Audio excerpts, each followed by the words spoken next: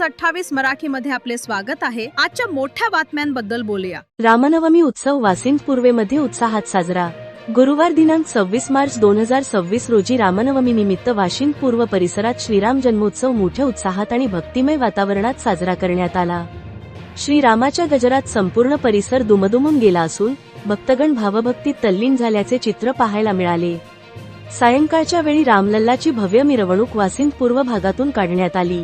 फटाक्यांच्या आतिषबाजीत आणि जय श्रीरामांच्या घोषणांनी वातावरण भक्तिमय झाले होते।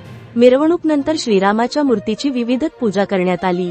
यावेळी श्रीराम नवमी उत्सव समितीच्या वतीने महाप्रसादाचे आयोजन करण्यात आले होते, ज्याचा अनेक भाविकांनी लाभ घेतला। तसेच उत्सवात सहभागी झालेल्या मान्यवर व भक्तांचा श्रीरामांचे फोटो भेट देऊन सत्कार करण्यात आला।